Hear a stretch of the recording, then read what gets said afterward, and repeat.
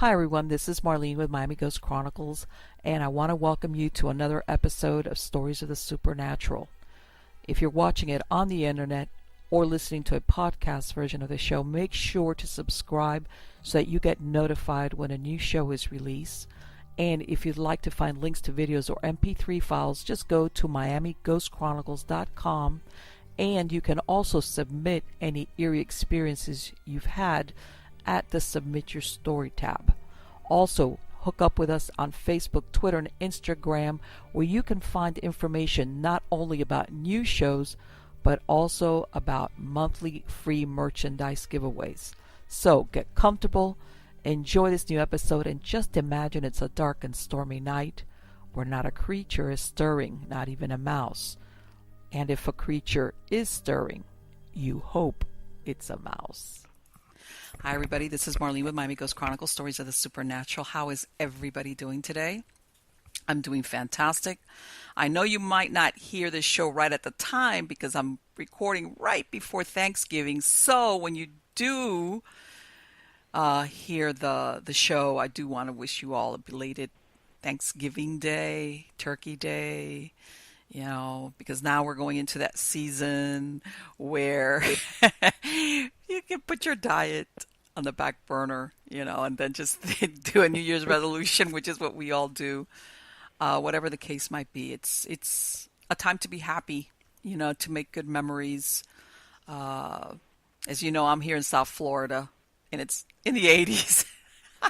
And the reason why I'm laughing, I'm sorry for the rest of you guys. I'm looking at the news, and I'm seeing up in Northeast in New York, they're having like below record temperatures, like freezing. And I'm looking out my window, and it's like, it's hot. It's hot. We've had a couple of cool mornings, but that's it. And I don't mean to, but you know what? It is what it is. And there's times when you guys are really nice and cool. I'm steaming over here. But again, guys, I'm also super excited for the guest that I have here today. I know you guys are going to thoroughly enjoy this interview. And today I have with us Josie Varga. She is the best-selling author of Visits from Heaven. She's the author of several books. She's been called An Angel Has Taken Human Form. She's a former magazine editor and communications consultant, and her life changed course when she received a validated dream message from a man who died in the September 11th attack on the World Trade Center. Now, she was forever transformed by her experience, and she embarked on a spiritual journey as she vowed to help others understand that life truly never ends and love never dies. Life, she says, is eternal, and so are we. So let us welcome Josie to the show. How are you doing today, Josie? I'm good, Maureen. How are you? Fantastic. Josie, we spoke briefly before we started to record, and one of the things I always ask, obviously in the bio, we make mention that you did have an experience which sounds like it happened when you were already an adult. But prior to that, did you ever have any type of spiritual event or experience? And sometimes, as children, we don't recognize it for what it is. Looking back, did you ever have anything like that? Well, I'll tell you, first of all, people always say, prior to your experience, did you believe? Like after death, did you believe? And after absolutely. I was raised Roman Catholic, always believed in, God, always believed in the power of prayer. And one of the most amazing things that happened prior to my experiences, I was pregnant with my daughter, Erica, at the time, my oldest daughter. And I had what they call an AFP test, where they test the chromosomes. And the doctor called me up and said, I'm sorry, Josie, but the baby has Down syndrome. And, of course, I was absolutely devastated. Right. I don't know if you noticed, but I was born with a disability known as cerebral palsy. So when I got this message about, my baby, I was, of course, absolutely devastated and blamed myself and everything. But I got on my knees that night before I went to sleep. We had scheduled an amio, and I had gotten on my knees and I prayed to my grandmother, who is deceased, who was already on the other side. And the interesting thing is, that night, I had a vivid dream. My grandmother lived in Elizabeth, New Jersey, where I grew up, and she lived in an old two-family house. And in the dream, I walk into the house, into the foyer, and my grandmother lived on the second floor, Marlene.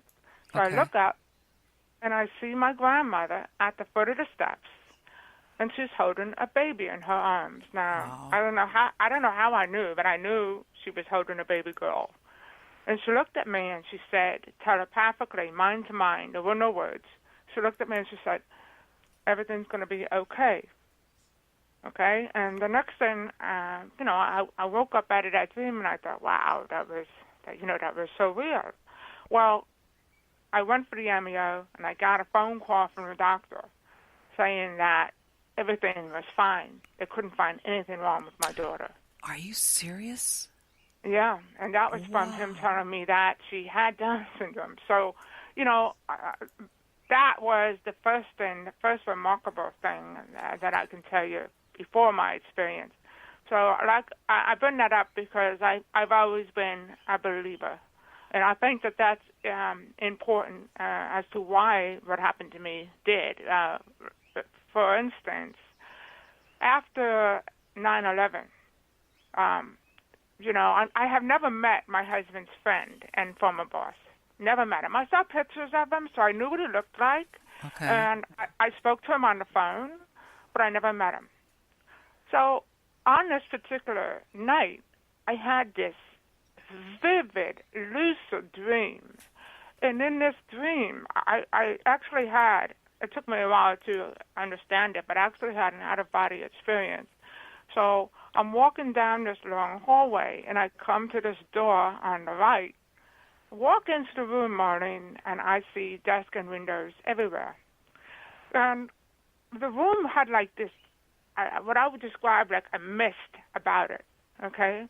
It's like this fog, and I don't know how else to describe it. But all of a sudden, I look up, and I see my husband's friend. And he says to me, Josie, again, this is telepathically. This is, mind to mind. There are no words. Right. He says to me, Josie, thank you for mentioning me in your book. Now, what he meant by that, my first book, Footprints in the Sand, is about my life and how I overcame my disability. And when I was finishing that book, my husband came up to me with an email written by his friend and former boss, which talked about the importance of life and how each wasted minute was a crime. He wrote that email 2 years ago when his father passed away, and my husband kept it. And it was so beautiful that he, for some reason, came up to me and said, this really applies to what you're saying in your book. How about you put it in the book? And I said to him, you know what, okay. So I wrote a little bio about Rich, and I included it in my book. So that's what he meant when he said, Josie, thank you for mentioning me in your book. Now, for reasons that I cannot explain, after he said that to me, I looked up at him, and I said, Rich, his name was Rich. I said, Rich, you have to prove to me that this is really you. Okay. And with that, he walked up to a desk, and he picked up, it was like a flip phone, okay, a cell phone or a flip phone, and he opened it up, and he showed it to me, and on the phone was a picture of him, his wife, and his son. And he said, Boston is okay. All right? He said, Boston is okay. And at the time, I had no idea whatsoever what that meant. But I knew intuitively, I knew immediately that this was a message that he wanted me to get to his wife. So the next thing I knew, I would describe going through some kind of a window, and it looked like I was out on the street. And I look out, and I see him in what I would describe as the bed of a pickup truck. That's what it looked like. Okay. And he's standing behind his wife and son, and he's like, okay, Josie, give them the message, and kind of pushes me forward. And when he did that, Maureen, I woke up in a sitting position, panting and out of breath. I felt like something hit me in my chest. and I didn't know what to think. Okay. Was I scared? Absolutely. And it's interesting because when I was in the moment, when I was having that conversation with Rich, okay, whatever you want to call it, there was no fear whatsoever. Right. But when I came out of it and I woke up on that bed in a sitting position and panting and out of breath, I was saying to myself, "Oh my God, what the heck just happened?" Because I knew it was real, but nothing like that had ever happened to me before. Right. So I called my husband, who was already at work, and I told him what happened. And I told him, I said, you have to call his wife. His wife's name is Karen. I said, you have to tell Karen that Boston is okay. And how do you think he responded?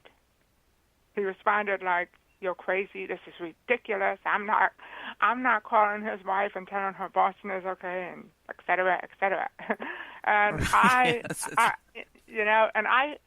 was so sure that what I experienced was real, and I was very persistent. And I basically, compromised with him. And what we decided to do is I wrote an email describing what happened, and I sent it to my husband.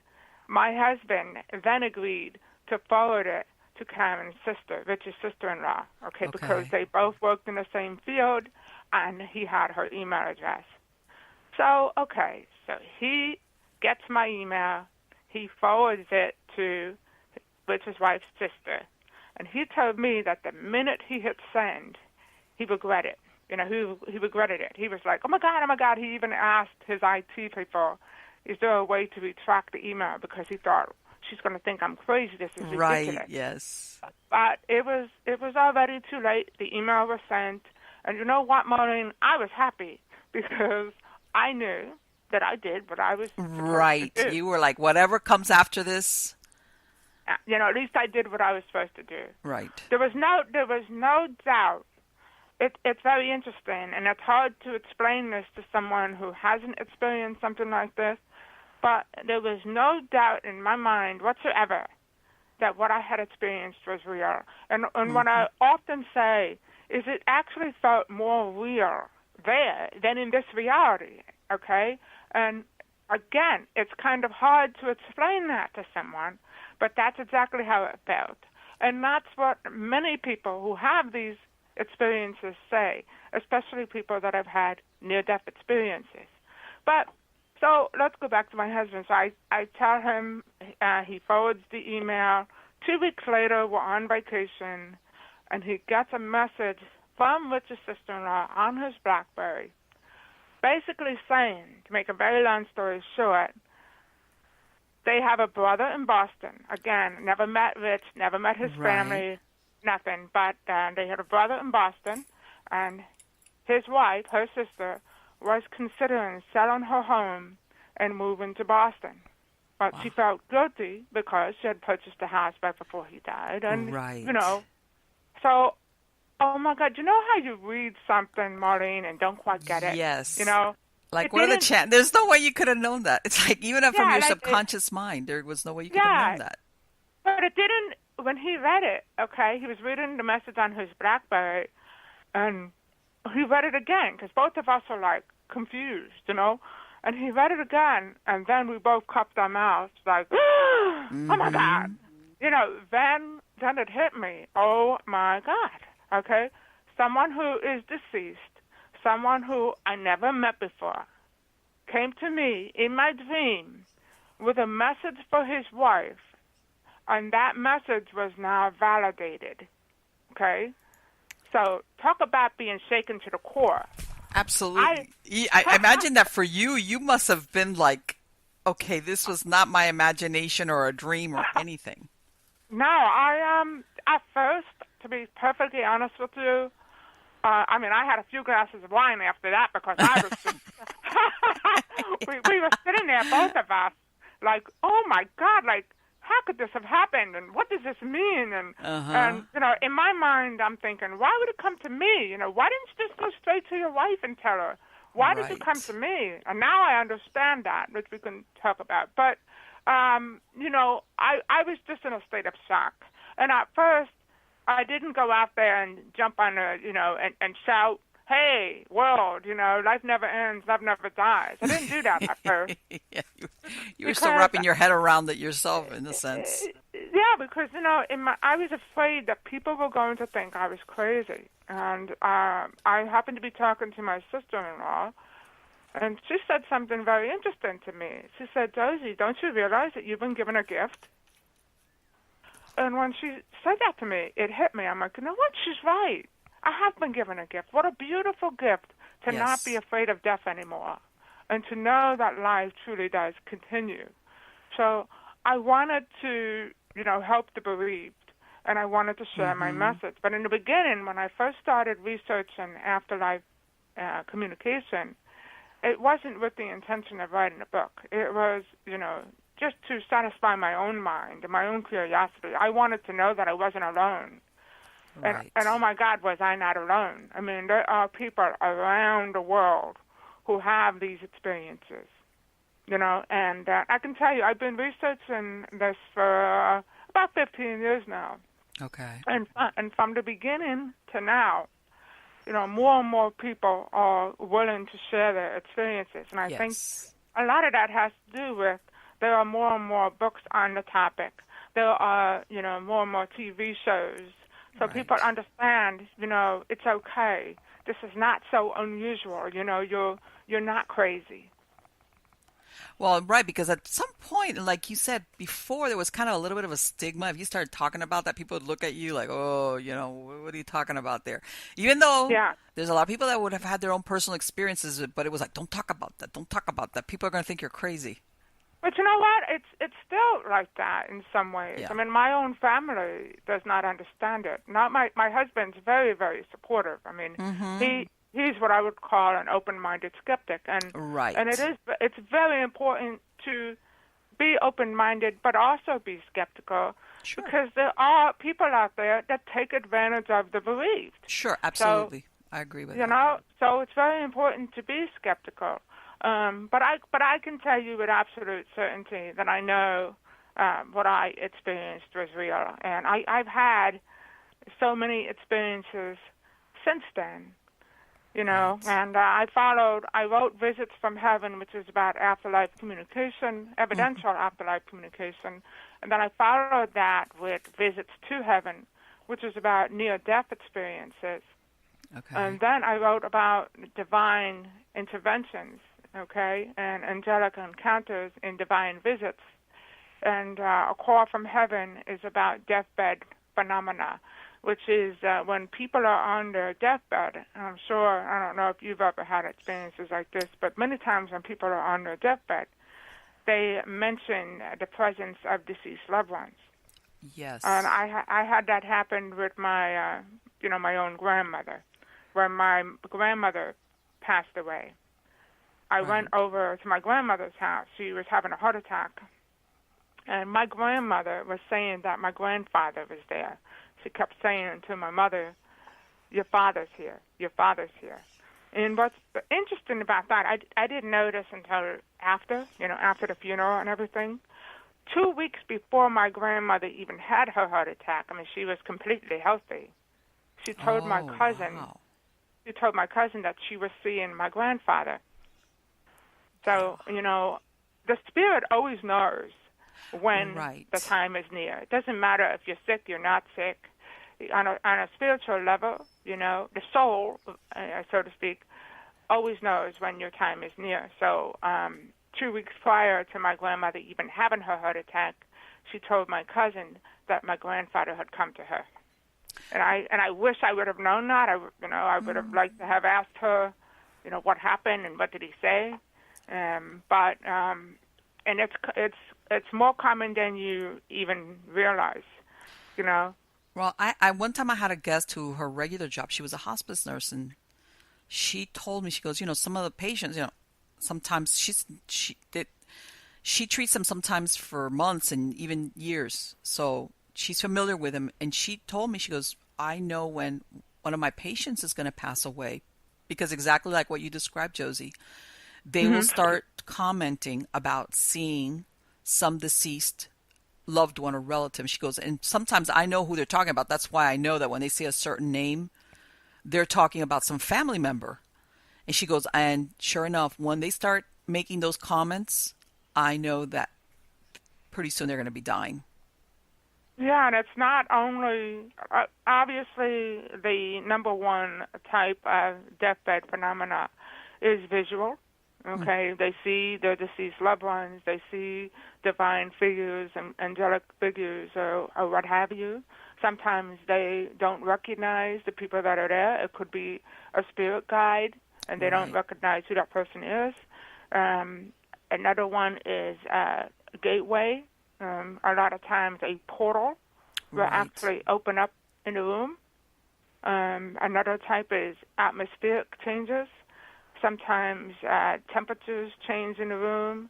There's a mist in the room. There's, like a fog or what have you. Sometimes there's atmospheric changes in the room. A lot of times, and I spoke to one nurse who told me she literally saw a white mist leaving the body when her patient died. That's incredible? Yeah, she actually saw a white mist. And I spoke to another nurse who said it was more silver in color. So, people don't always say white. They do say other colors. And another thing is synchronicity, okay? Yes. There was a story about a man who passed away, and when they went to his house, every single clock in his house was stopped at the time of his death. Wow. Every single That's clock incredible. was stopped at the time. Yeah, and I know other cases where at the time of someone's death, they get a phone call, and they hear static on the other end. Okay, there's a whole bunch of different things that happen. Synchronicity is another one. Another one is dreams. Okay, so many people have reported that at the moment of death, that they had a dream. Like in one case, someone I interviewed, her mother passed away. And at the moment of death, she was sleeping, and her mother came to her in her dream and was saying goodbye. Okay? And she was saying goodbye to her mother in her dreams, and all of a sudden woke up to the sound of the phone. The phone was ringing.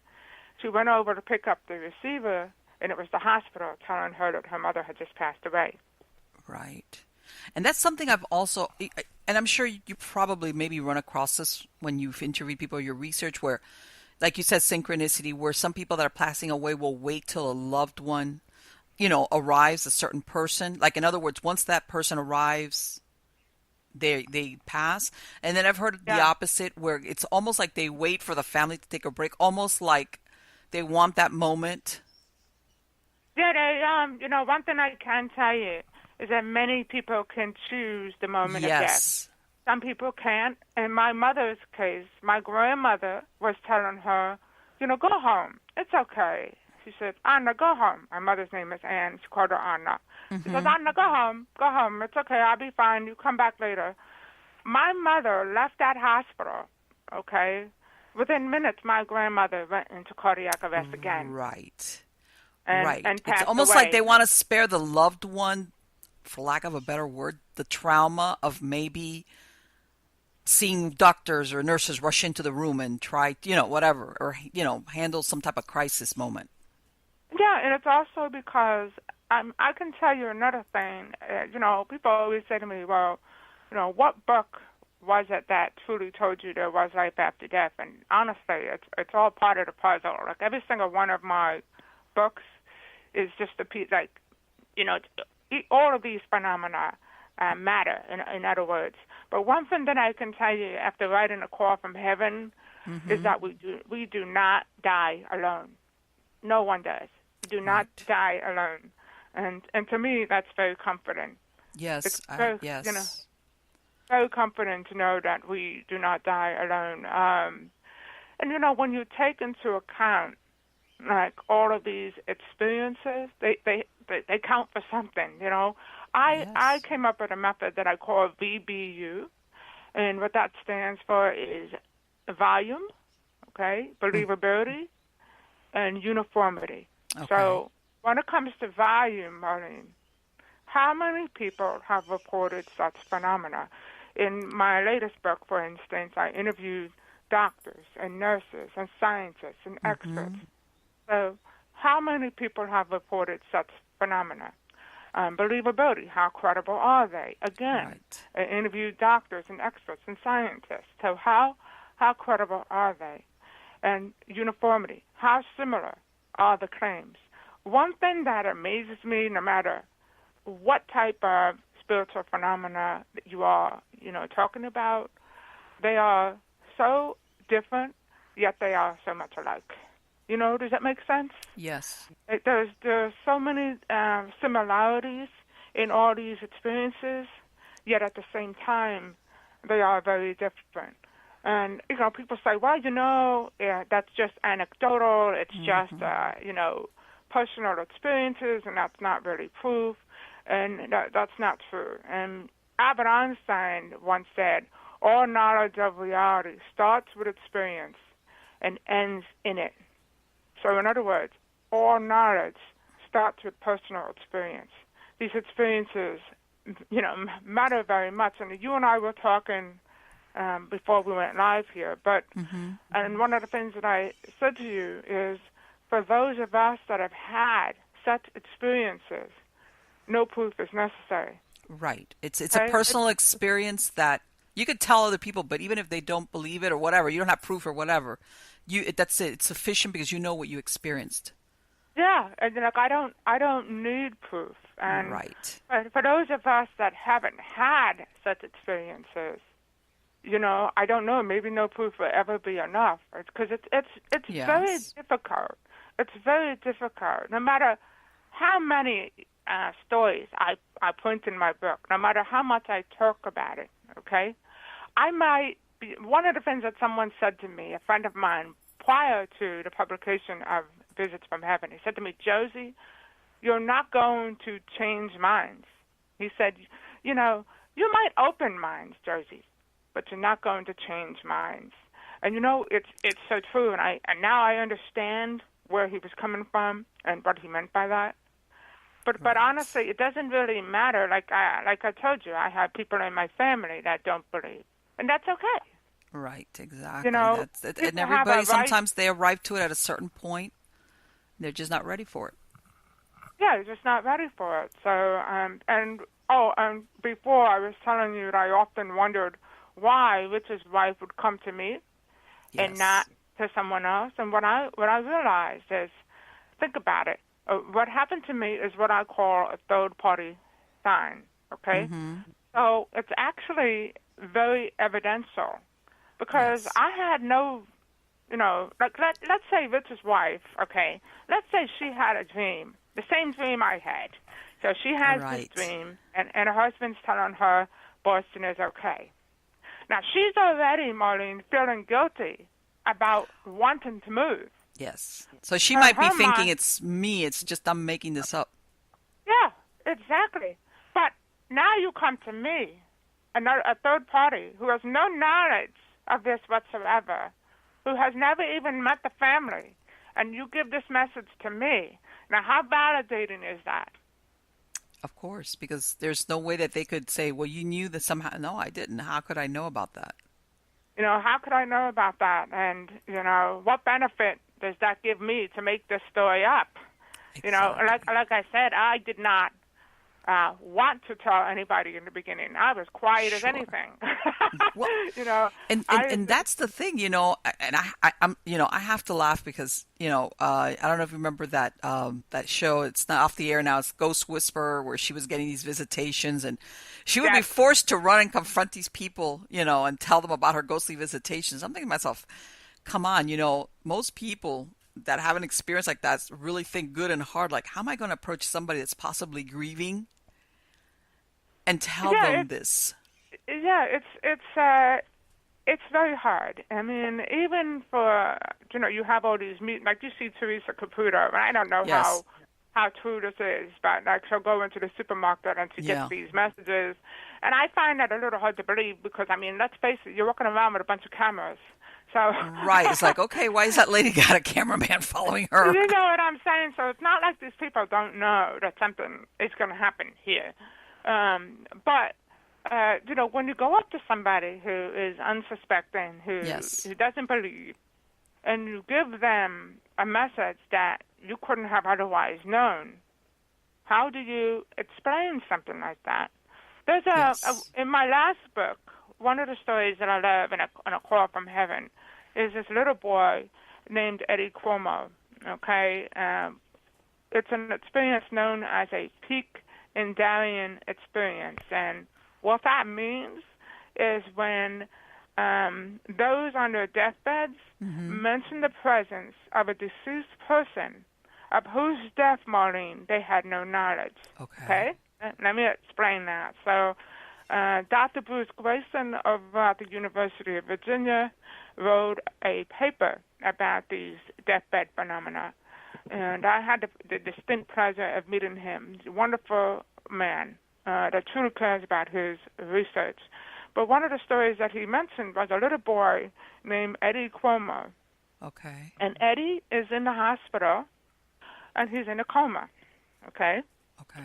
So he ran high fevers. He was in a coma. He comes out of the coma, and he tells his mother and father that he went to heaven.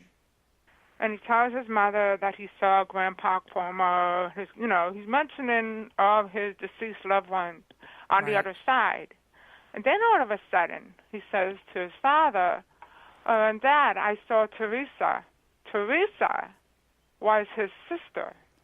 Teresa, as far as they knew, was healthy and fine away at college in Vermont.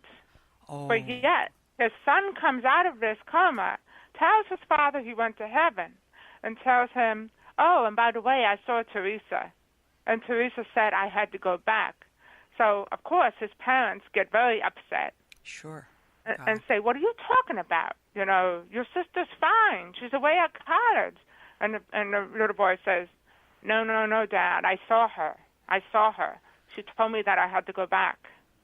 Well, that night, when his parents got home, they found out that their daughter did, in fact, die the night before in a car accident. Oh, my God. Okay? Now, again, every time I tell that story, like just now, I got goosebumps. I mean, because... Let me tell you something. I think that anybody, but if you're a parent, that's like, okay, like, please wake me up out of this nightmare. Yeah, exactly. But how do you explain that, Maureen? Of course not. How could that? There's no way. Right. Yeah. Okay, other than to say, because people come up to me and say, oh, I don't believe. So I always say, well, that's all right. You have a right to believe whatever you want to believe. And I'm not going to push my beliefs on you. I'm going to present my research and these experiences, and you can make up your own mind. But how do you explain a boy being in a coma, coming out of the coma, telling his parents that his sister, who, as far as they knew, was alive and well. Right. So it wasn't even that you could say, you know how sometimes they say people in comas can hear? It's not even that you could say, well, he overheard a conversation his parents were having. Exactly. Yeah. Because everybody in the room didn't know what was going on. Exactly. Wow. Okay. So that is one of my favorite. And did that child come out of, after that, out of the coma finally? Did he recover? Yes. He's covered. He's perfectly fine, but unfortunately they lost their daughter. Wow. But you know what? Honestly, there is a little bit of comfort there. Yes. Because to know that, her younger son said he went to heaven and, saw his sister, at least she knew that her daughter was still very much alive. Right. I mean, I think that is comforting. Of course, of course. People always ask me, is it easier? When I lose a loved one, Marlene, they say, is it easier for me? And to be honest with you, yes. Right. It's easier. But is it easy? No. It stinks. Okay, it's horrible to lose a loved one because I'm not going to be able to experience them physically like I do now. However, I can say that it's easier for me in some ways. because I do know that life continues. Right. You Which know, is right, which we talked about that a lot of times the difficulty for families, especially if it's not an elderly person, if it's maybe somebody that's we don't think of as eventually, when we have family members that are old, you kind of get to that point where eventually they're going to pass away. But when it's a younger person or just younger, that I think that the family who doesn't understand is worried, like, is this person okay? Like, what happened to that uncertainty, that wanting to take care of them. So, like what you said, having within the most horrible moment that comfort of saying this person's okay. Exactly. I mean, I would be absolutely devastated if anything ever happened to my daughters. I have 2 daughters, and I'm not. You know what I mean? I would be absolutely devastated. Right. But it is a comfort to me to know that life does continue. In my latest book, I'm doing research. I'm kind of including all of my research in one book. Okay. And recently had the pleasure of interviewing Dr. Tony Sequoia. And Dr. Sequoia was struck by lightning. And one thing that really amazed me is, so he's struck by lightning, okay? Okay. The force of the lightning, pushes his body back. So he feels his body being pushed back about 10 feet from the force of the lightning. But he says all of a sudden, he wasn't going backwards anymore. He felt himself going forward. And he said it was a very weird sensation, okay?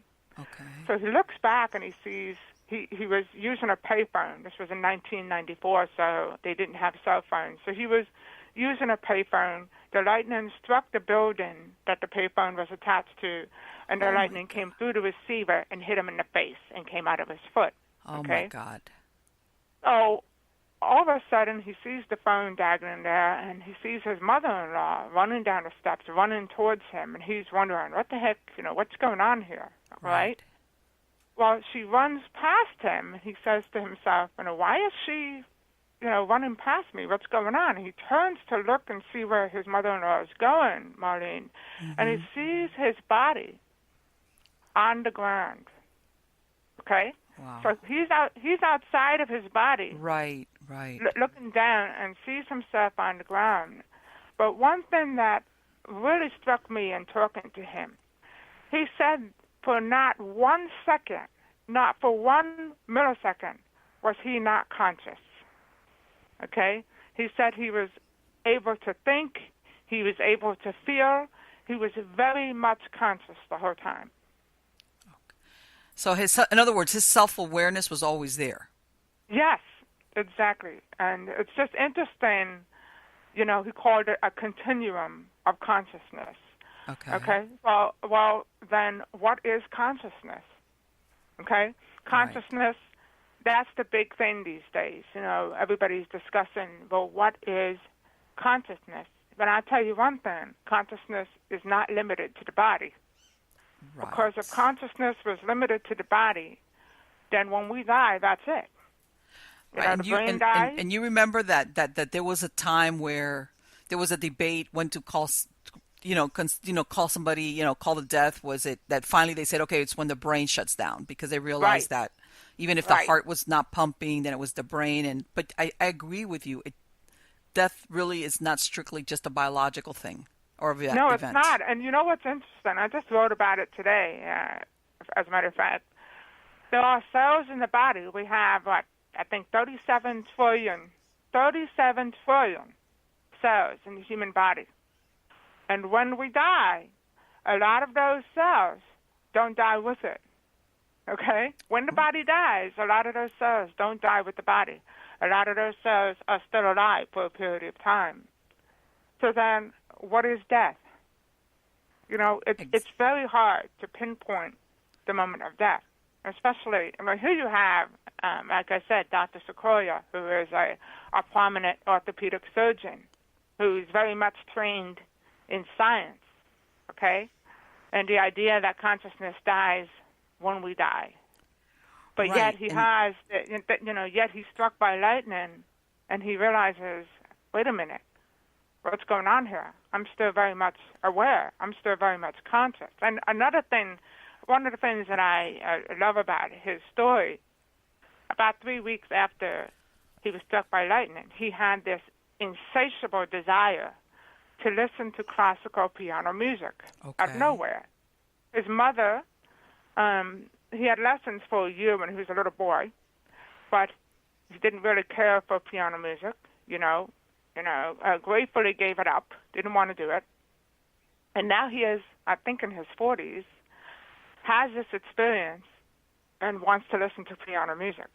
Okay, so he goes out and he buys, music. He goes by, sheet music. His babysitter had asked him, coincidentally, to store her piano at his house. And when she did that, he now had a piano to use. So he started to play the piano. Do you know, he had a dream in which he was given the composition for a song, okay, which he calls the Lightning Sonata. So if you go on YouTube and you put in the Lightning Sonata, it'll come up. So he was given this, the composition, this music. He was given this music in his dreams. Wow. And it took him forever to figure out how to actually compose the music. That's incredible. And now here he is actually performing in concert halls. And he said when he had the dream, he saw himself. He said it was an out-of-body experience. He walked up to himself, and he was sitting at a piano playing the song. And after the dream, he couldn't get that music out of his head. Right. Yes. And that I think that's one of the phenomena that's so incredible about some of the near-death experiences. Besides the people that relate, like you said, seeing and being witness to things that are sometimes in another room totally. It's exactly what you're describing, where they can recall or do certain things that before, this like languages, everything. It's incredible. It's incredible. So I'm very excited about being able to share his story. Josh Gates, I think it's Expedition Unknown, interviewed him recently. So his story is really, really phenomenal. And besides that, he is just an all-around really nice person, that really cares about what he's doing. And he even told me that he's working on a book himself. And I'm glad, because the story is so phenomenal. It needs to be told. I told him that. I said, well, I'm glad because it needs to be told. Well, because it's. I want to say, Josie, that there's people that they go along in life, and it's not whether they believe or disbelieve. It's just that nothing's ever happened in their life which has led them in the direction of really questioning it, and then something does happen to them or to somebody close to them. Where all of a sudden they start doing start reading books, start trying to find out what is this really about. Yeah, I mean, a lot of times when people get older, they start to think about, death, and, they're curious about it. And then oftentimes it's because they lose a loved one. That happens a lot. I have a group on Facebook called Visits from Heaven, and many of my members are bereaved.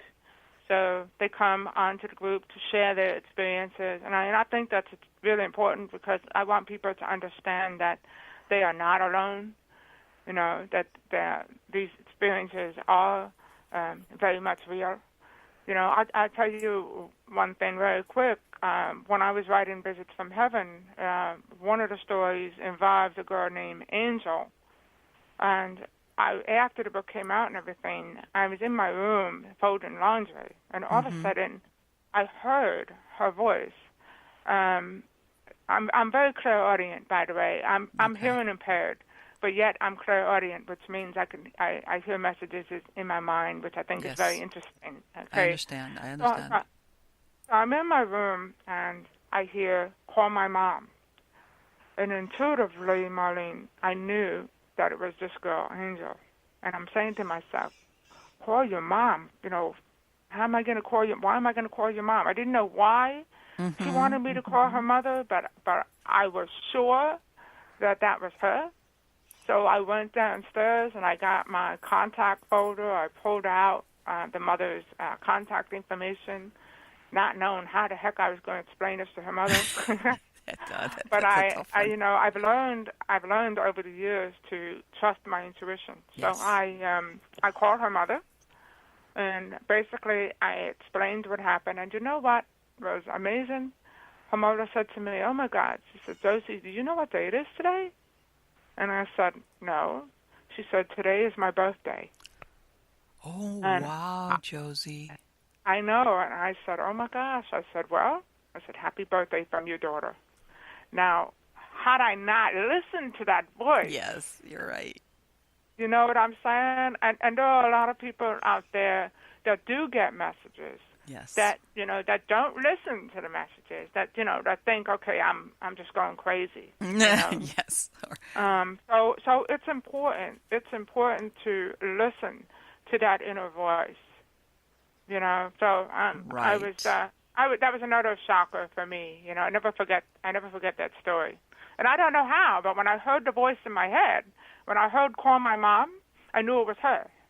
I just knew it was her. Right. It's one of those things that, and I have to say, Josie, I know that, earlier you referred to that possibly when you had that, that connection with this friend of your husband's, the one that with the 9/11, thing, that you said, okay, maybe he chose me because in order to validate it, because if it would have gone to maybe a close family member, they would have doubted it. They would have played it off, my subconscious, my imagination, a million things.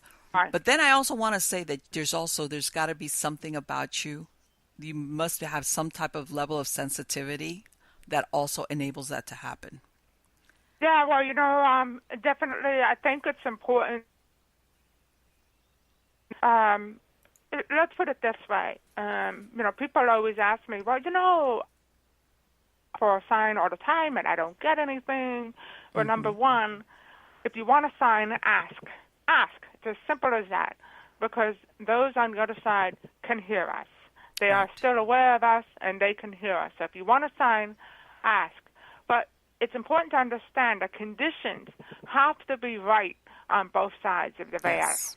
Okay, so a lot of times when people are grieving, okay, it makes it harder for their loved ones to come through, whether they are stuck in anger or whatever, what have you.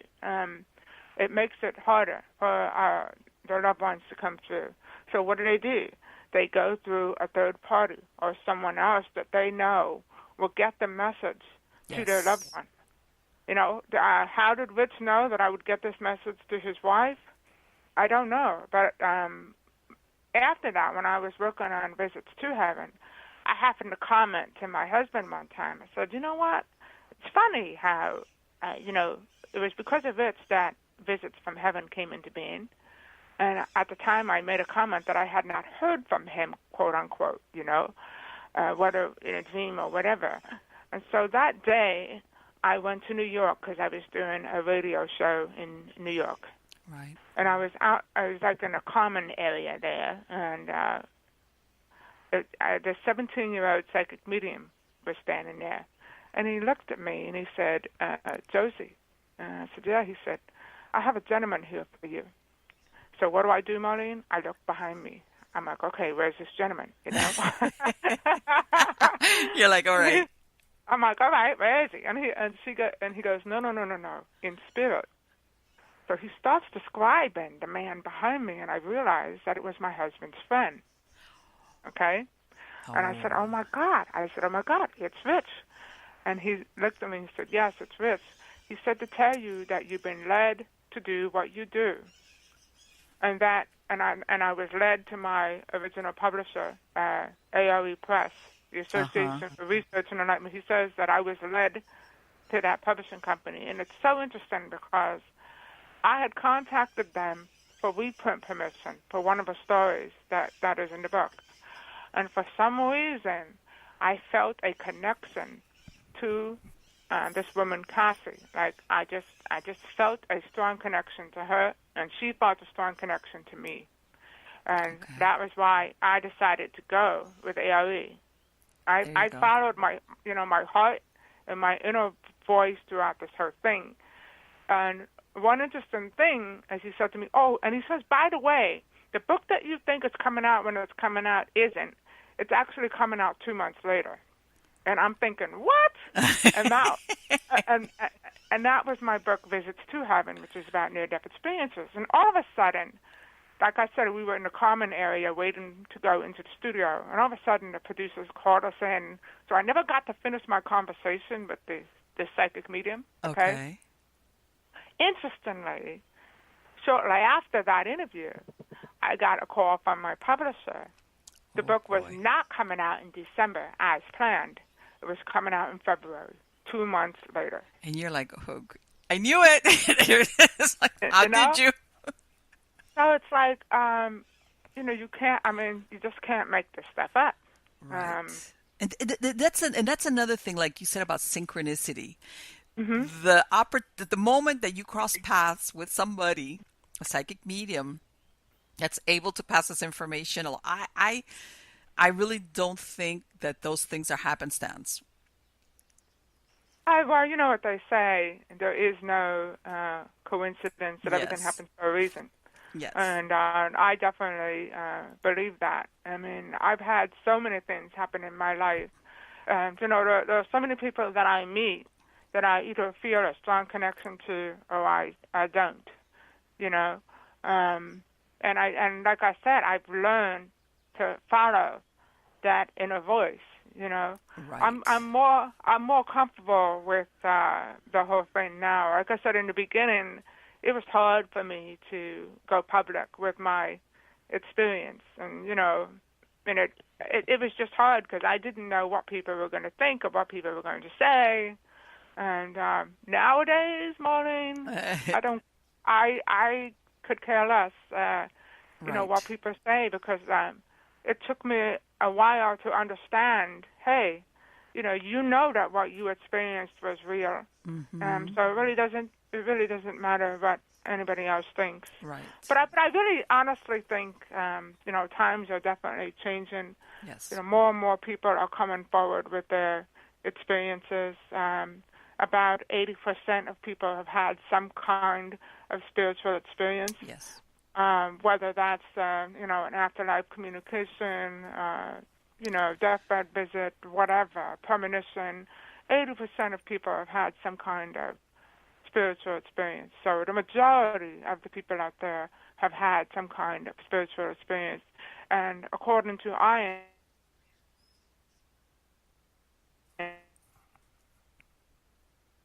have near-death experiences. Yes. So these phenomena are very common, more common than most people even realize. Right. Well, I think also nowadays there's so many ways to resuscitate people that before would have just died because either the methods or the drugs were not available. So I think that with more people being resuscitated and being brought back, that they're able to, and like you said, whereas before they would have said, I'm not going to talk about this because they might cart me off, the men in white. People are now, like you said, there's books about it. I mean, Dr. Moody, all these books and all these stories from very credible sources where people are more willing to talk about their experiences. They have, Dr. Sam Pania, he's been all over TV recently, but Dr. Sam Pania did a study where he determined that there was conscious awareness much later than they thought. Mm-hmm. There was a man who was able to describe what was going on in the room for up to 3 minutes after, he was supposedly dead. Okay. Wow. So what does that mean? When does death actually occur? Yes. They say that the brain typically stops, everything stops within 30 seconds. No, that's not true. Oh, because they found that there still is conscious awareness. Right. So I don't know. I think it's going to be very hard for people to actually come up with a definition of death, and that is one of the things that I talk about in my latest book. What is death? Right, right, know, right, I don't. right. Like, right. That's not the end of us. Just maybe, just because maybe our bodies are not can't operate anymore for whatever reason, disease, Yes, old age, trauma. That but doesn't yeah, but mean not only us doesn't that. stop. Yeah, but what does that mean? Like, okay, Mm-hmm. okay. So I've been researching the afterlife, like I said, for what, 15 years now. But Right. it's not just about understanding that life continues, Marlene. Because what does that say about who we are? Okay, what is Right. the body? What is the meaning of life? Who are we really? Mm-hmm. And who we really are spiritual beings having a physical experience. It's not Exactly. the other way. It's not the other way around. This is something that Ego Casey said a long time ago. Ego Casey was a famous psychic medium. He's the one who started the Association for Research and Mm-hmm. Enlightenment. One of the things he said is birth in the physical is death in the spiritual. Death in the physical is birth in the spiritual. Okay? Right. I remember on I've done a lot of radio interviews, and I was once asked, well, what is death? And I was tongue-tied for a second, like, Yes. okay, but you know what? What is death? Well, I can tell you what it isn't. It's not the end. Right. And death, if I really had to describe what death is a transition. It's a transition from one form to another. An analogy that I often like to use, say you have a glass of ice, okay? Mm-hmm. What happens, Marlene, when that glass of ice is sitting there for a long time? What happens to the ice? Melts, transforms. Okay, it melts, okay? Now, if it sits there, still longer, what happens? That, Evaporation. that ice turns to water. That water begins to evaporate, okay? The molecules, the H2O, everything goes up into the atmosphere again. The whole process starts again. So that water is not in its original state, but it's still there. It's just in a Right. different form. And that's exactly what happens to us. One of the Yes. things that we know that has been proven by science is that energy can neither be created nor destroyed. Mm-hmm. Okay? It can only change form. And when you Exactly. break down the human body, that's exactly what we are, energy. And Energy. when we die, we go back to that initial state. Right. Our From. true essence is the soul. Okay, is spirit. It's not the physical. It's not the body. And when we are, that's one of the things that I understood when I had my experience. And you know what, Josie? A lot of people, I'm going to say these are the people that think, okay, when you die, that's it. And sometimes they say, well, these people that believe in the afterlife, they're like comforting themselves because they don't want to face the reality that we are finite, that's it. That once our bodies die, that's the end of it. And I think Hmm. it's not really, it's not a comfort thing. It's more of a fearless thing. I want to say that when you want to believe that all we are is our physical bodies, it's almost the people that are afraid. And they just want to make sure, like, so it's okay when I die, that's it. It's over, done. And I've Well, heard that a lot of these yeah, but people, as they grow I'm glad, older, then they I'm start to glad you brought question that that. up. I'm glad you brought that up because in my case, Maureen, that doesn't apply, does it? Because Right. I had an experience in which a man I never met. Exactly. Okay, they say that people think up these things just to deal with the finality Yeah, of right. Like a death. coping mechanism kind of thing. Yeah. However, that doesn't apply to me. I was not dealing. Thank God, I was not dealing with the loss of a loved one at the time of my experience, and I never even met this man. Okay, so how do you Yes. explain that? Right. But see, the naysayers are always going to point to the uh, people like like they they're trying to deny that it's inevitable that we're going to die. And what I was saying Mm-hmm. before is that I've heard of a lot of these people that once they start getting on in age, something that you mentioned earlier, they start second guessing this belief that they used to have that all Yeah, we are is just our bodies. and Because absolutely, it's true. they, But like I said, I'm not sugarcoating the issue. I mean, yeah, right. oh, we die. Sure, we die in the physical. Mm-hmm. Our body definitely dies, but we don't die in the spiritual.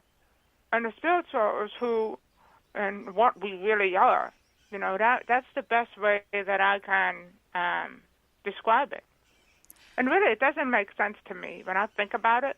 Does it make sense that God or a supreme being or whatever it is you believe, okay, that we were created just to die, and that's it? Well, of course, and this is the thing that just because we don't know or understand everything doesn't mean that it doesn't exist. If we only get Exactly. the periphery of maybe what happens in the afterlife, that's fine because maybe we're not meant to. Because the thing is this, and I tell everybody, we're anchored to this, to our existence in the third dimension to be able to operate. If we maybe knew too much, it would make it impossible to live your life as inside our body. So maybe we're only meant to know just a little bit, and then it's like get back to living. Okay, well, let's take this into account. Okay, when it comes to the universe, all right, 25% is dark matter, Mm-hmm. 70% is dark energy, 5%, only 5% is what you and I can see. Exactly. Like what else The is out there? trees, the rocks, the sky, everything that we can see is only 5%. Why is that? Now, just because we can't see the majority of the universe doesn't mean it's not there. Exactly. Now, Exactly. Nikola Tesla, who I greatly admire, okay, he said something interesting. He said the day science begins to study non-physical phenomena, it will make more progress in one decade than in Mm-hmm. all our previous centuries in existence. Yes. Okay, so just because we can't see something doesn't mean it's not there. Doesn't mean it doesn't Right. exist. Yeah, and like I And said, sometimes sometimes you said it's all in the timing. Maybe us as humans in our evolution, maybe at a certain point we weren't ready to understand it or to take it in. hmm Maybe we're at a stage that we can't. I mean, there's a lot of unknowns there. But I guess what I'm saying is personally, I don't. I think that I consider myself always the student, which means I'm always going to be learning. Okay, but I right. also don't have a problem that there's certain things I may never know.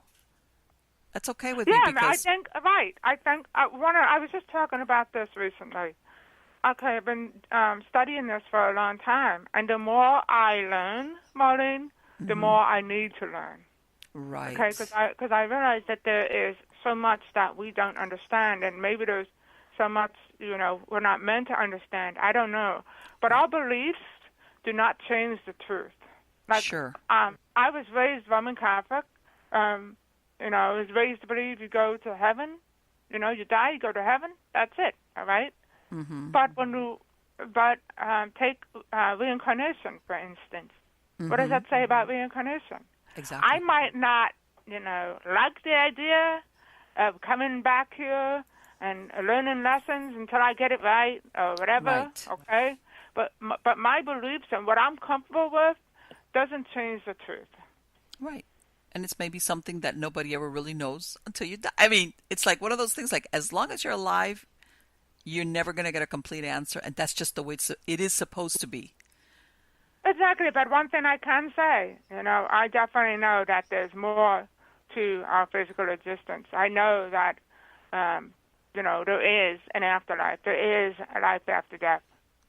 And, people say, well, how do you know that? And I say, because of my experience. I I was in the presence of a deceased person who I did not know, okay, who gave me a message for his wife. Right. And that message was later validated. And all things aside, okay, because I can say that 1,000 times to somebody. If they don't want to believe, they're not going to believe. Absolutely. I totally agree with you that there's some people that, you know what, they just have that's their path, what I call it. That's the path they're on. Yeah, that's the path they're on, and, that's okay. But I'll tell you, I feel totally blessed. Maybe at the time I didn't feel totally blessed because I didn't know how the heck to deal with what happened. But now looking back, I am totally blessed, and I'm grateful to have the opportunity to help others.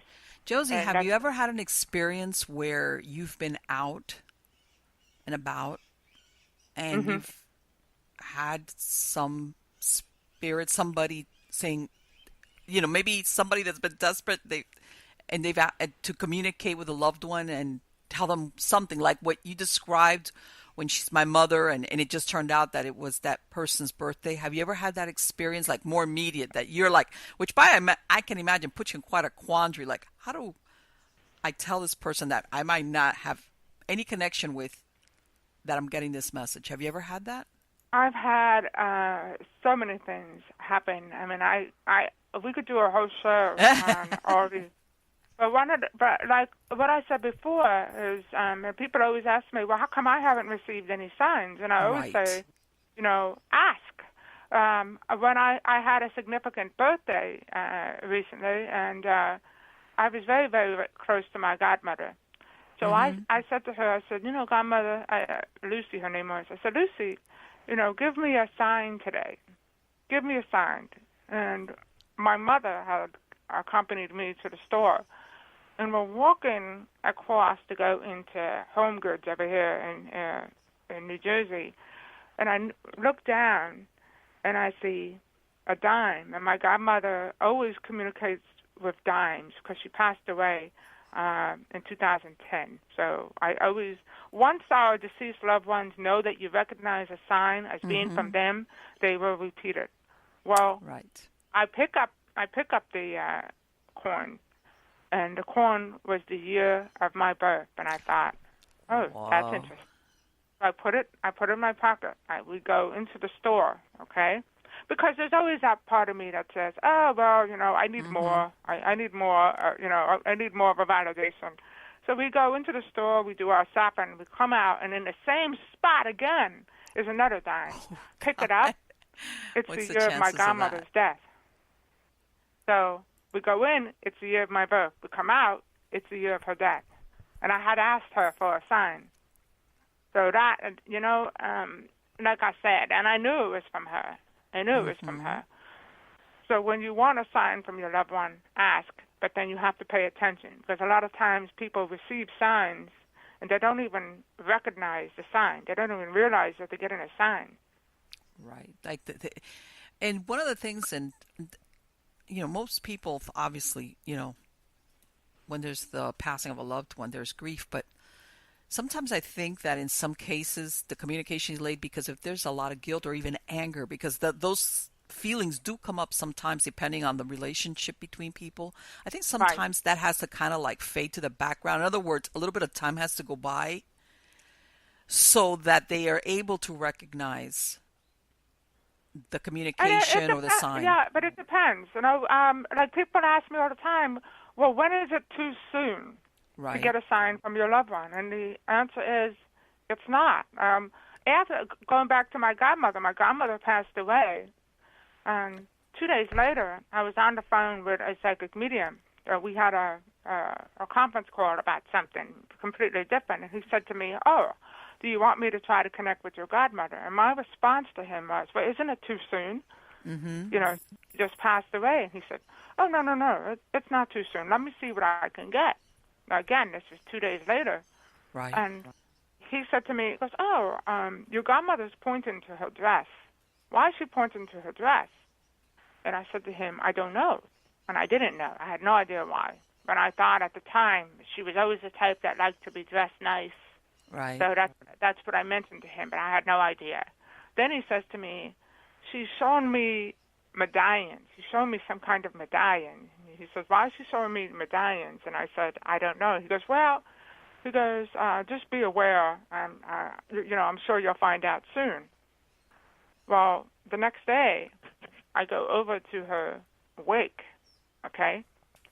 When I walked in, I almost passed out because my godmother, remember he told me that she was pointing to her dress? Right. My godmother was buried in the dress she wore to my wedding. Oh. Okay, and I didn't know that. I didn't know she was going to be. There was even a picture of me and her in front of the casket where she was wearing the dress. So I was shocked when I realized, oh my God, she's wearing the dress she wore to my wedding. Okay, Right. so I collect myself. I'm sitting down now, and it hits me. I look over at her coffin. My grandmother was very, very religious. Okay, she would always say the novenas, the saints. She was very religious. Uh-huh. So I look over at her coffin, and clipped to the top of the coffin was all these saint medallions. Right. Okay, and he said to me, why is she showing me medallions? I see these gold medallions, and I didn't know what he was talking about. And then I go to her wake, and I see that she had the saint medallions, clipped to her coffin, the top of the coffin. Again, how did he know that? Right. That let's say, even if we want to go down the road of this psychic, yes, uses his psychic abilities to read what you knew, but that's not the case because you didn't know it when he told you these things. So we could scratch that out. Exactly. And another thing that happened that was interesting that day, I clearly heard my godmother tell me to put pictures of my daughters in her casket. Wow. So I went home. You know how they have the break in between. I went home, and I got a couple of pictures of my daughters, and I put it in her casket because I clearly heard her tell me to put the pictures of my daughters in the casket. Mm-hmm. And it's interesting because, like I said, in real life, I'm hearing impaired. But when I get a message from Spirit, there is no doubt because it's so clear. I hear it in my mind, so there is no doubt in what I'm hearing. And that's one of those things that I guess I want to call it. It's an internal thing that I, like you said, by now to pay attention to it as being authentic and genuine. Mm-hmm. And I know sometimes people, they, like you said, they kind of want to dismiss it because they think it's their imagination or this is so weird, and they just dismiss it because it makes them feel uncomfortable. But I'm sure by now you know better. Oh yeah, oh my God, I couldn't go back to the person I was prior to my experience, even if I tried, because it totally changes who you are and how you look at life. And sometimes I do sit here and say, geez, why me? Because it is hard sometimes, Marlene. Right. I mean, I have the bereaved coming to me for help all the time. And, it breaks my heart. How do you tell a mother who lost her young daughter, why? Mm-hmm. She said, why did God take my daughter? And why am I not receiving signs from my daughter and all that? Mm-hmm. It's hard. It's very, very hard.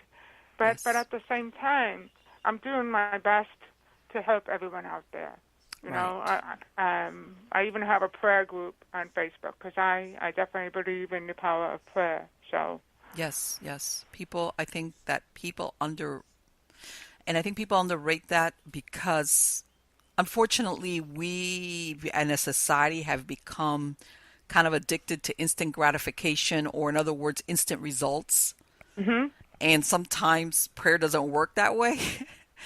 Prayer sometimes things don't always happen the way we want them to happen. Right, or in the timeline that you want it. Or and this is another thing. Sometimes you never, for whatever reason, find out that your prayer worked. It worked, but you're just never there to find out. So there's always a question mark. Did it work? Yeah, it did, but maybe you just never found out, depending on what the prayer was for, or it takes place at a certain time, And or you sometimes find out things about were it meant to later happen the on. way, that it's happening, and, God or, whatever, I don't know, some people call him a supreme being. Right. Whatever your beliefs are, can't interfere, you Right. know. Like sometimes our loved ones are able to help us. And like my grandmother, for instance, that day when I got on my hands and knees and I prayed to my grandmother, Mm-hmm. and I found out that my daughter did not have Down syndrome. Okay, like I said, I do believe in praying to our loved ones on the other side, Right. because they can be of more help to us on the other side than they were when they were here. Right. But there are cases where they can't interfere. Right. And one of the things that I personally do is in prayers is that I ask for the most benevolent outcome. And I usually tag that on because sometimes, like you said, what you think you want or what you're praying for, you think, but sometimes it's not really in reality the best for who's involved. And this maybe because we don't have all the information, or it's just that that is not what's meant to be. But so you're wanting sometimes an outcome that's not really the best. Exactly. Exactly. So, I mean, it's important to, have faith and, Yes. and give it up to God, leave it up to God. Right. Yeah. And like I said, I'm very inquisitive. I'm very curious, but I'm fine also that there's some things that either I may never know or I'm not meant to know. Whatever, whichever one it falls into, which I think is one of the good things about, as far as wanting to know, there's nothing wrong with it. But, and by this, I don't mean there's any taboo, knowledge per se. I don't believe in that. But some things, for whatever reason, we're just not meant to know to continue to be happy human beings. Just like we shelter our children from certain knowledge because it's not appropriate for them. I think that sometimes our happiness, we're better off happy not knowing certain things. Yeah, absolutely. About the afterlife, I certainly, know a lot more now than I ever did. Yes. I understand things more than I ever did. Mm-hmm. And, and hopefully I hope others understand as well through my books and through my speeches and everything else that I'm doing. But like I said to you before, there are certain people that, for whatever reason, are not open to, hearing these stories. Right, exactly. It's like everybody's in their own. And before I forget that, I want to mention, I know you said that you were from Elizabeth, New Jersey. Mm-hmm. My husband is from Elizabeth, New Jersey. When you said Elizabeth, I said, hey. Oh, really? Yeah. Oh, wow. Right. Okay. He left. He moved down here like around I want to say I think it's 1999 and maybe about 4 years ago because he still calls it home. It's like New Jersey's home, and I'm like, no, but you live here now. But to him, it's always home. What part of Elizabeth was he from? Oh my God, he's always told me these stories, and I know that because he's in another room now, and I know he went to St. Adalbert's. I think was one of the schools that he went to. It's a Catholic school, and he grew up running around all over the place, and like I said, he was there till like 1999. I mean, he grew up into adulthood there. And like I said, we went back there about 4 or 5 years ago. Florida. My mother, you're in Miami? Yes, I am. My mother is in Deerfield Beach. Okay. That's just the county up. up. And, well, we went back like 4 or 5 years ago because he had wanted to go back and it had changed, a lot of, and I'm like, okay, you're reliving, you're having a hot tub time moment, things change, people change, because he had a lot of good memories growing up there in Elizabeth. So. Yeah, me too. I had a wonderful childhood. I grew up in a very Italian neighborhood. My parents are from Italy. And, it was just, we had the Italian feast and everything going on up Right. in Oh my the God. He tells me about these parties, and he was always telling me about all these things that were organized. And yeah, and it was like, you know, going to the gym and the school and the this and the that. And uh, yeah, he would tell me like he would leave in the morning and his mom would like not see him the entire day. He'd be gone. You know, the conversation comes up because nowadays, one of the things is that they say kids spend too much time indoors on the computers or, playing on Oh, games. totally true. I mean, my daughters, my God, they constantly got their faces in their phones. Right. And he was like, You yeah, know, no, I grew up different. It was like, man, I went out the door and it was like my mom was lucky if she caught up with me. I would like, at 11 o'clock or I'd run in there and get something to eat and then run back out. Things like no, yeah, like I feel like there's no real communication today because everybody's no. texting, Yeah. everybody's emailing. There's less face to face these days, and that's a shame. Yes, You yes, know? and that's.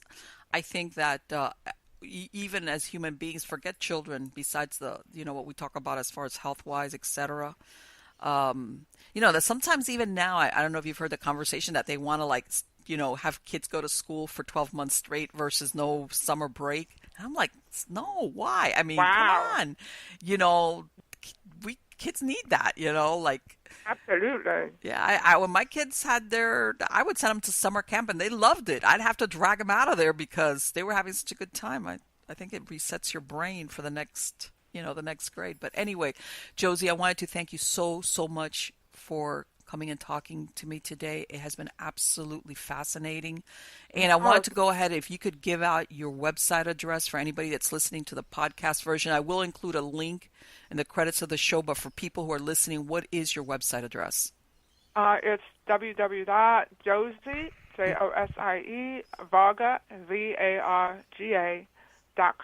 Okay, Josie Varga. And like I said, I'll make sure to include a link to it on the credits of the show. And again, I want to wish you the best of luck on all your projects. Thank you very much. It's a fascinating topic. Thank you so much topic. for having me. It was nice chatting with you. Absolutely. Take care, darling. All right. Bye-bye. Bye-bye. Oh, boy. Let me tell you something. This is so, to me, it's like, why is somebody calling me? I'm hoping, you know what?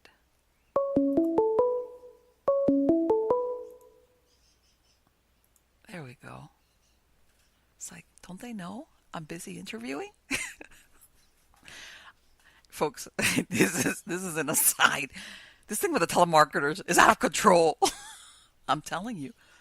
This is, and even at this point, I have no idea how this number's gotten out because this number is a number that I use strictly for interviewing some of my guests if I'm not interviewing them on Skype. In other words, I have not publicized it. It's not out there. It's used only for this purpose. And somehow, it's like, hello. And I understand now. Well, I do it personally because I have where people now don't answer their phone because it's 9 times out of 10 it's one of these bots or marketing bots or somebody. My God, this is out of control. It really, really is. But anyway, guys, I hope you like the show. I know I love speaking to Josie. Her books are fascinating. The subject is fascinating because it's inevitable that all of us at some point or other experience the loss of a loved one. Sometimes it's somebody elderly, like a grandparent or an elderly relative. And as painful as that is, I think it's easier to accept in the sense that that's the way it's supposed to be. Most people, if you are in touch with reality, realize that we're mortal beings and that as we age, eventually there comes a time that even if you're in healthy, things like wear out, our organs, our bones, even if, we wear out. And then others have, had a loss of a loved one that sometimes is unexpected or somebody that was younger. When I mean unexpected, either unexpected due to an accident or unexpected because of their age. And some people ask themselves these questions about the afterlife, before they have an experience. And then there's others, like I said, that they kind of think about it, but it's really pushed off because sometimes it's an uncomfortable subject. And then something happens, and then they start asking those questions. And luckily, there's people like Josie Varga that have written books about it.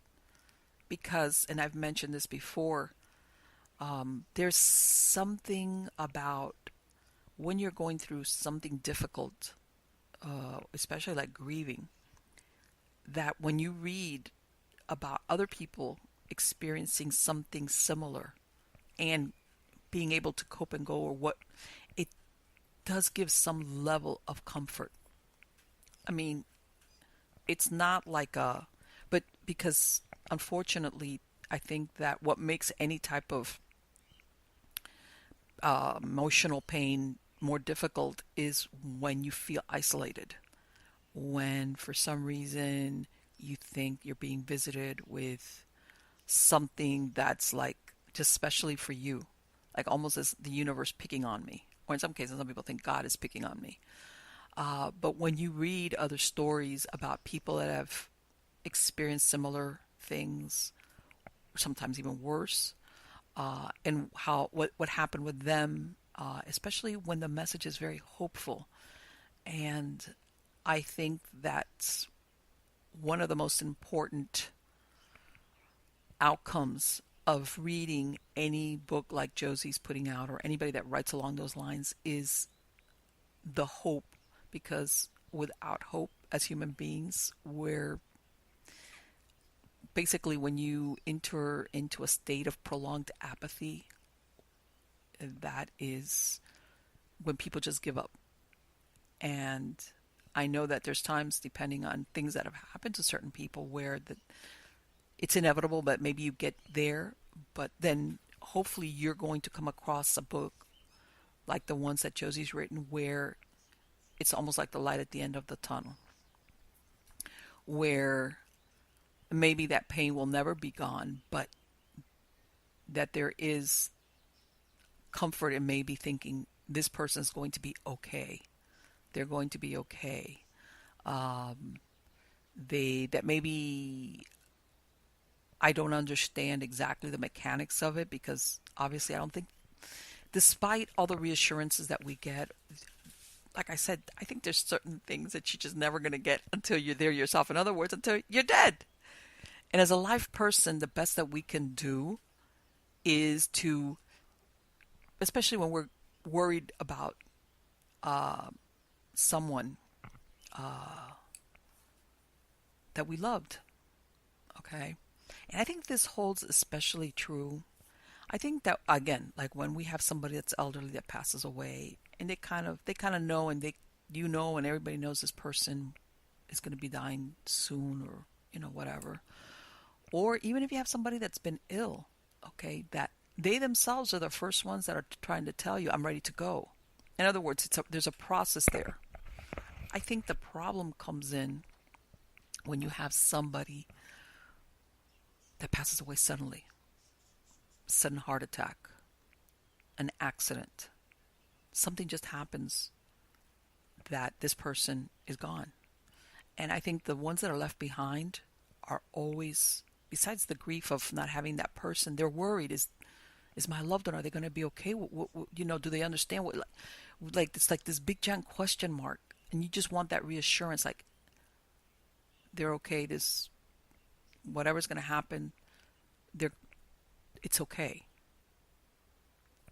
And I think that short of actually dying yourself, reading these type of stories, or the people, the stories that she relates about people that she's interviewed, kind of put a little bit of comfort in the heart of somebody that's grieving, or in somebody that for some reason, like she said, maybe you're getting older. Maybe you never thought about it. Maybe you were scared to think about dying, and and what if I. talk about dying. Is that going to bring it to me? Yeah, but there's people that are like that. That it's like they even shy away from making funeral arrangements. It's like, yeah, man, I start doing this, and next thing you know, I end up dead. Yeah, yes, there's people that think like that. But let's say, like she said, sometimes as people get older and things like that, and I'm not talking, just because you're ill, you're just getting older, and you start thinking about maybe what's been an uncomfortable subject for you, like what happens to me, what's going to happen to me, like even if I'm old, I I want to live. In other words, your body's wearing down, but you're thinking, that me that's inside of me, I don't want this to like just end. And what happens is it over? Is the judgment day scenario, am I going to be raked over the coals for all the bad things I did? There's a lot of fear sometimes that becomes based on what you were told as a child, based on religious beliefs, things maybe that you did, that when you did them, you knew that all of a sudden you didn't care about it, and all of a sudden you start thinking like, man, I did a lot of bad things. Like, what's going to happen to me now when I'm getting old and I'm dead? It's like, so, I mean, that's the human condition. People evolve, you know. And then they start asking themselves these questions. And when you read these books, it's kind of like, okay, no, there's more to us than just the skin suit. There's more to our self-awareness than what you experience. I think it's a fascinating subject. And I think it's a very important subject because even before we started recording, me and Josie were talking about how sometimes, until very recently, she mentioned that there was kind of a stigma either talking about it, or even people that had near-death experiences, or people that had what they call those crisis apparitions, where maybe they saw somebody that had just passed away, even without them knowing, and this is how they knew people.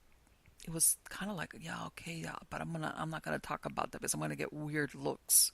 And now it's a little bit more open, and I hate to say it, before that used to be the area that was ruled over strictly by your religious beliefs, which was, depending, of course, what your religious beliefs were, reincarnation, if you're Buddhist, if you were Christian, or in some other religions that believed in an afterlife where heaven and hell and judgment, and in the case of Catholics or some Christians, purgatory.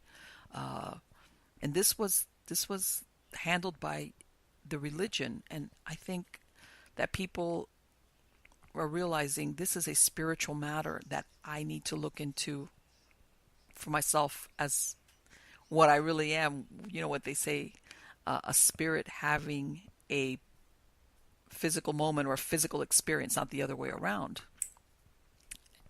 I think it behooves us all as individual human beings at some point to, depending also what's been happening in your life, if you've been a spiritual religious person all along, you're going to be okay. You kind of understand it, or you have some belief system. But then there's others, like I said, that for some reason they've been in denial. And I think that's got to be one of the worst things, where, come to think of it, you're one of these people that thinks it all ends, and then it turns out it doesn't. Like, what do you do then? But anyway, guys, I hope you like this. I'm going to take a real quick look. I know I had promised to read to you guys about some of the emails that I've gotten from my true believers. And I've gotten some that I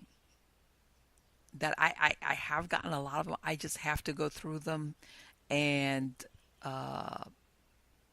in other words, make them, because sometimes people, like, especially when people write to me, they kind of write like really crazy, like, okay, but you got to give me a timeline because they skip around. So I'm working on that, but I'm going to have a show that I'm going to read, especially the ones that have just been written to me.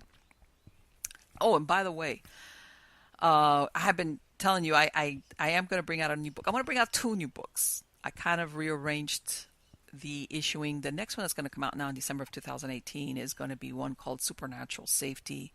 And this is a book which talks about almost like a DIY approach to supernatural.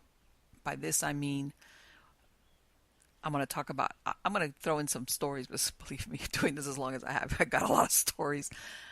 And in other words, what can you do to handle something on your own? Because not everything you need a team for. Sometimes it's not even supernatural, paranormal. Okay? And it's kind of a little bit of DIY, some stories thrown in, some suggestions on how to handle things. I also give caveats like, no, stop doing that and get somebody knowledgeable and professional in there to help you out. And almost like a way of, because I'm very much into people being empowered about handling, even, in other words, once we rule out non-paranormal things, we're not talking an animal, we're not talking event, we're not talking something in your house that's making a weird noise and you're like ready to move out.